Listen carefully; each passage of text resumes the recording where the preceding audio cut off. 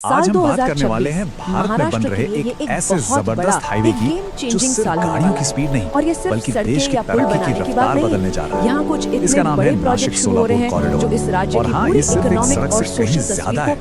चलिए इसे जरा और गहराई से समझते हैं। सवाल यही इस प्रोजेक्ट का स्केल समझना है ना, तो बस इस एक नंबर पर गौर कीजिए, 19,142 करोड़ रुपए। जी हाँ, आपने सही सुना, इतना बड़ा है इसका बजट। मतलब ये आंकड़ा ही अपने आप में बता देता है कि ये कोई मामूली सड़क नहीं बल्कि एक असली मेगा प्रोजेक्ट है। और देखिए, इतना बड़ा बजट सिर्फ कंक्रीट और तारकोल पर नहीं लगाया जा रहा है, बिल्कुल नहीं। जैसा कि यहाँ लिखा है, इस प्रोजेक्ट को देश की प्रगति को रफ्तार देने वाले एक इंजन की तरह डिजाइन किया गया है। तो आज के सफर में हम क्या क्या देखने वाले हैं? पहले समझेंगे कि इसे देश की नई धमनी क्यों कहा जा रहा है। फिर इस मेगा प्रोजेक्ट के कुछ जबरदस्त आंकड़ों पर नजर डालेंगे। इसके बाद इसके गेम चेंजिंग असर को जानेंगे। फिर बात करेंगे इसे बनाने के एक बहुत ही स्मार्ट तरीके की। और आखिर में देखेंगे कि ये भविष्य के लिए एक ब्लूप्रिंट कैसे है। तो चलिए शुरू करते हैं पहले हिस्से से। आखिर इसे देश की नई धमनी क्यों कह रहे हैं? इसके पीछे की जो बड़ी स्ट्रेटेजिक सोच है उसे समझते हैं। तो सबसे पहले ये नासिक सोलापुर कॉरिडोर है क्या चीज? देखिए, ये 374 किलोमीटर लंबा एक 6 लेन का एक्सेस कंट्रोल्ड एक्सप्रेसवे है। ये महाराष्ट्र के बड़े शहरों जैसे नासिक, अहिल्यानगर, धाराशिव और सोलापुर को आपस में जोड़ेगा। और हाँ, एक्सेस कंट्रोल्ड का सीधा सा मतलब है कि इस पर कोई भी कहीं से भी आ जा नहीं सकता। इसके लिए तय एंट्री एग्जिट पॉइंट्स होंगे। इससे होता क्या है, स्पीड भी बनी रहती है और सेफ्टी भी। अब जरा इस बड़ी तस्वीर को देखिए। ये कॉरिडोर कोई अकेली सड़क नहीं है बल्कि एक बहुत बड़े नेशनल नेटवर्क का एक कह सकते हैं एक बहुत जरूरी हिस्सा है। ये विकसित भारत विजन का पार्ट है।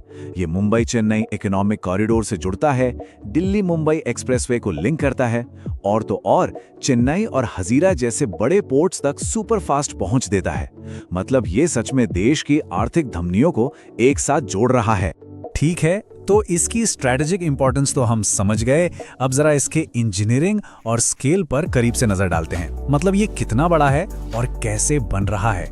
तो चलिए अब कुछ हैरान करने वाले नंबर्स की बात करते हैं। सबसे पहले इसकी लंबाई पूरे 374 किलोमीटर। अंदाजा लगाने के लिए ये लगभग मुंबई से अहमदाबाद जितनी दूरी है, जिसे अब हाई स्पीड पर कवर किया जा सकेगा। अब सोचिए, इस लंबे रास्ते में कितनी नदियां और घाटियां आती होंगी। उन्हें पार करने के लिए एक या दो नहीं बल्कि पूरे 27 बड़े पुल बनाए जाएंगे। ये अपने आप में एक बहुत बड़ा इंजीनियरिंग चैलेंज है। और अब इस प्रोजेक्ट की एक सबसे शानदार बात, इसमें 5.5 किलोमीटर से भी ज्यादा का एक एलिवेटेड सेक्शन होगा। इसका मतलब क्या है? जैसे मेट्रो की लाइन पिलर्स पर चलती है ना, ठीक वैसे ही ये हाईवे भीड़ भाड़ वाले इलाकों के ऊपर से गुजर जाएगा। कमाल है ना? और स्पीड की बात करें तो इसे डिजाइन किया गया है 120 किलोमीटर प्रति घंटे की रफ्तार के लिए। इसका सीधा मतलब है कम समय में ज्यादा दूरी, जो सफर और व्यापार दोनों के लिए बहुत कीमती है। तो इन सभी आंकड़ों को अगर एक साथ देखें, 374 किलोमीटर लंबाई, 19,000 करोड़ से ज्यादा की लागत, 6 लेन, 27 बड़े पुल, ये सब तो है ही। लेकिन जो आंकड़ा सच में चौंकाता है वो है इसे पूरा करने का टारगेट, सिर्फ 2 साल। जी हाँ, सिर्फ 2 साल। तो ये सब तो हो गई नंबर्स और इंजीनियरिंग की बातें। लेकिन सबसे बड़ा सवाल, इसका फायदा क्या होगा? आम लोगों और बिजनेस के लिए इसका क्या मतलब है? इसका असर क्या पड़ने वाला है? चलिए सबसे पहले और सबसे सीधे असर की बात करते हैं, जो है सफर। नासिक से सोलापुर के बीच की दूरी लगभग 14% कम हो जाएगी। अब इसका सीधा सीधा मतलब क्या हुआ? कम टाइम, कम फ्यूल और जाहिर है पैसों की बचत। लेकिन असली गेम चेंजर इंपैक्ट तो बड़े स्केल पर दिखेगा। जरा इस चार्ट को देखिए।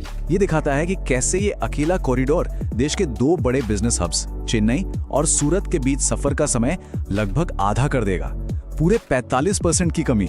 ये तो व्यापार के लिए क्रांति से कम नहीं है। चलिए अब बात करते हैं इस प्रोजेक्ट के शायद सबसे अनोखे पहलू की।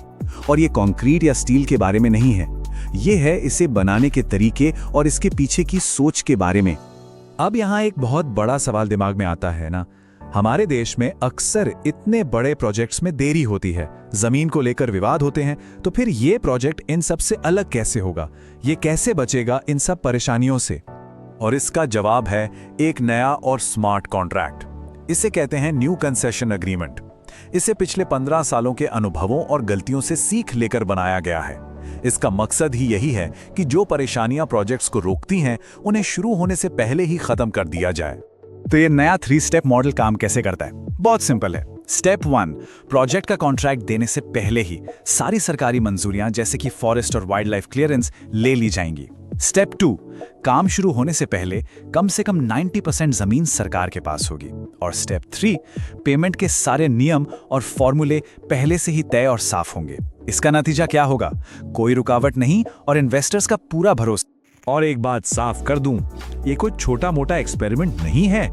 इस नए मॉडल को भारत के अब तक के सबसे बड़े बीओटी यानी बिल्ड ऑपरेट ट्रांसफर प्रोजेक्ट पर लागू किया जा रहा है।